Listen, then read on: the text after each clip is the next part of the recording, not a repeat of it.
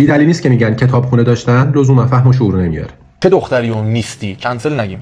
دختری که با همه هر و کر بکنه، با همه بخنده، با همه صمیمی باشه، با همه گرم بگیره. دختری که دوست اجتماعی پسر داره. تا اینجاش معنی حرف تو این میشه که تو مخالف هر دختری هستی که بیان احساسات کنه، دختری که شاد باشه، دختری که روابط اجتماعی قوی داشته باشه، دختری که مستقل باشه، اعتماد به نفس داشته باشه. از نظر تو کنسل. ذات مرد دوست اجتماعی نمیره.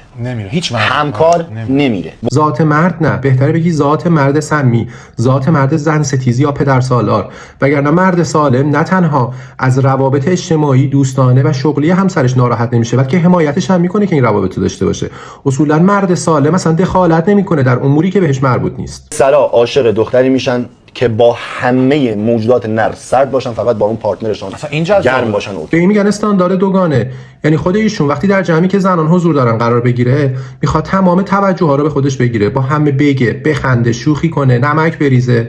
ولی برعکسش اگر پارتنرش بخواد چنین کاری رو انجام بده، چنین حقی رو بر اون قائل نیست و توقع داره پارتنرش با همه سرد باشه. دختر ناموس و قلمرو مرده. مرد هر گونه تجاوزی، هر گونه نگاهی، هر گونه حرکتی به حریم و قلمروش قبول نمیکنه. اصلا اینطور نیست. هیچ زنی ناموس یا قلمرو مردی نیست. هر زنی برای خودش شخصیت، هویت، قدرت تشخیص داره. اصلا تو کی باشی که قلمرو تعیین کنی برای زنان؟ تو نهایت قلمرویی که بتونی تعیین کنی برای بغل دستیته.